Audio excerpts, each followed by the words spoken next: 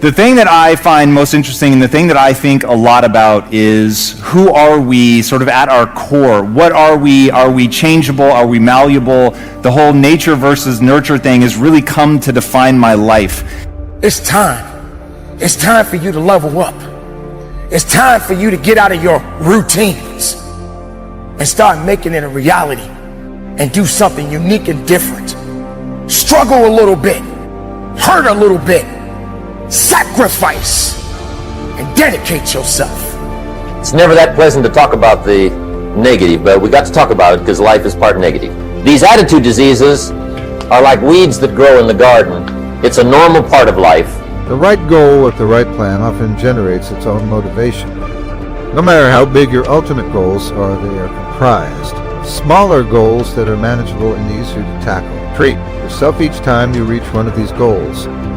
It may be movie. 28, go motivate yourself. Stop chasing gurus and do the hard work.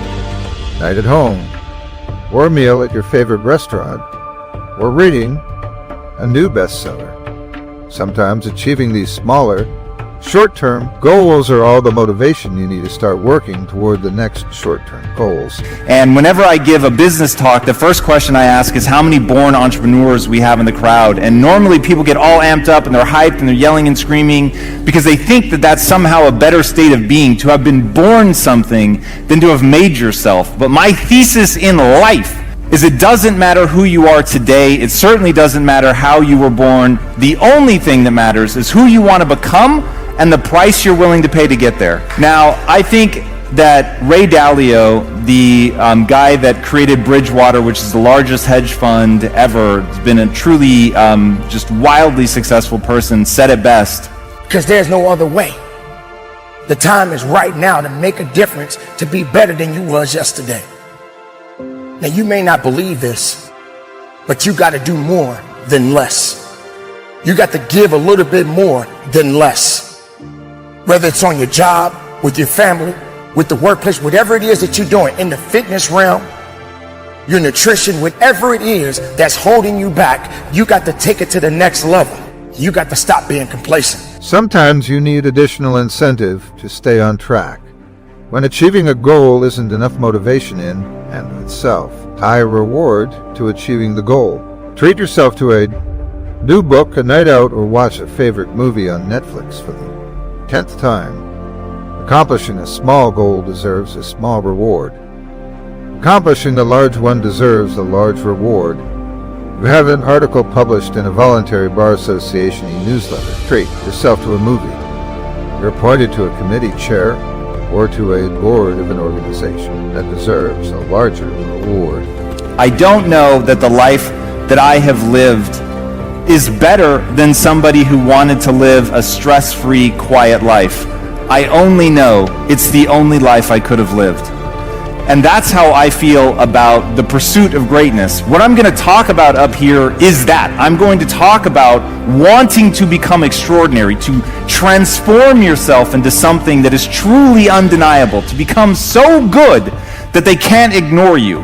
And that has been truly what I've tried to do with my life. But I don't prescribe it for everybody. I'm not saying that this is the only way to live your life. I'm just saying it's the only way that I could have lived mine. Now, the irony is I start about as far from pursuing greatness as you're ever going to get. And my parents taught me to be a good employee, to keep my head down, do as little work as possible, and avoid punishment at all costs. And that was real. That was my existence. I cheated my way through high school because I knew that I needed to get good grades, but I didn't want to put in the work. You're always looking for the easy way out. There is no easy. How can you be successful in life if it's easy? Why do you feel that easy is the best way to get to the level you want?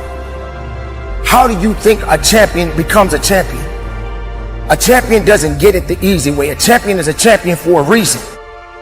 And I'm not saying you got to get in the ring and knock somebody out, but you definitely got to knock out those excuses. You got to knuckle up, and you got to buckle up, and you got to be about your business. Why are you constantly making excuses? Do you really believe that excuses is going to save you? Do you understand what it means that you have to get to a level that you have never been in your life? Do you really have the mental fortitude to level up? This is the time right now for you to recognize the truth. about who you really are inside. Now, it's true that everybody doesn't have what you have. Here's a good phrase to note. Negative is normal. It's not successful, but it's normal. It's part of life. And here's the next key, in my opinion. You must learn to handle the negative. Don't ignore it. Handle it. Now, I know some people teach the other way. And listen to them. And listen to me. And then make up your own mind. Right? Don't be a follower. Be a student. But I say you got to handle the negative. You don't have to live in it. You don't have to dwell on it. But you do have to handle it, my opinion. I know some people teach, just turn your head real quick and say, there's no weeds, there's no weeds, there's no weeds. They'll take your guard. There's no relationship between that and eroding your self-confidence. In other words, self-confidence is really self-trust. So the first thing is, the people I know that are really happy are very self-aware. In fact, the best entrepreneurs I know are very self-aware. They're aware of their shortcomings, right? They want to improve them. They want to get to the next version of themselves all the time. And so, for me, self-confidence comes because I didn't have it. And I think anytime you meet somebody like yourself or myself who might now appear self-confident, because I really had to find tools and resources because I was so insecure and shy and introverted. So I had to find techniques and resources to build that up in me. And for me, it's very simple. It's the promises that I keep to myself. If I have a habit over and over of beginning to stack one on top of the other of keeping promises I make to me, not other people, the minute you begin to get external in your life, worrying about what other people think about you, right? You've lost all control. And it never fills you up. Sometimes you need additional incentive to stay on track. When achieving a goal isn't enough motivation in and of itself, tie a reward to achieving the goal. Treat yourself to a new book, a night out, or watch a favorite movie on Netflix for the 10th time. Accomplishing a small goal deserves a small reward. Accomplishing a large one deserves a large reward. You had an article published in a voluntary bar association e-newsletter. Treat yourself to a movie. You're appointed to a committee chair or to a board of an organization that deserves a larger reward. So you've got to handle the negative. Here's what part of it is. It's called the Great War between good and evil.